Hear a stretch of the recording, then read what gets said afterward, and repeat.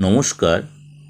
আজকে দেবগুরু বৃহস্পতি ট্রানজিট নিয়ে আলোচনা করব এবং সের জন্য কোন কোন রাশির উপর কী এফেক্ট হবে সেটা নিয়ে একটু আলোচনা। জ্যোতিষশাস্ত্রে দেবগুরু বৃহস্পতি গতিবিধি বিশেষ গুরুত্ব রয়েছে। বর্তমানে বৃহস্পতি মেষ রাশিতে অবস্থিত, যে শীঘ্রই তার পরবর্তী ট্রানজিট করবে।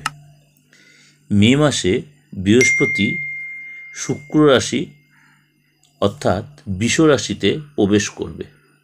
বুধবার 1 মে বেলা 1:50 2024 বৃহস্পতি মেষ থেকে বৃষ রাশিতে যাত্রা করবে এবং তার জন্য 12 রাশির ক্ষেত্রে কী এফেক্ট হবে, এর এফেক্ট সেটা হচ্ছে সিংহ রাশি।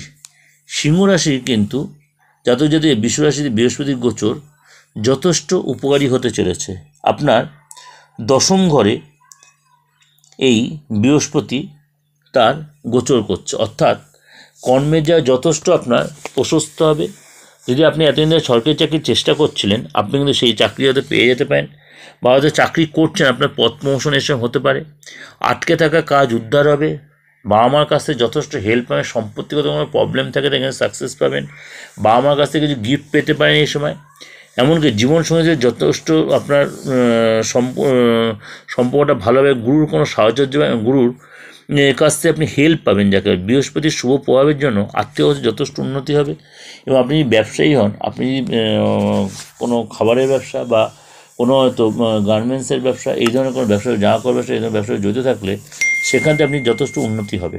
যেটা ওভারঅল আপনাকে বললাম, ভালো হলে অবশ্যই লাইক করুন, সাবস্ক্রাইব, নোটিফিকেশন অন করে রাখবেন, যত লোকের শেয়ার করেন। সমস্ত প্রোগ্রাম দেওয়া আছে, প্রশ্নোত্তর প্রোগ্রামও দেওয়া রয়েছে, সেগুলো ফলো করবেন।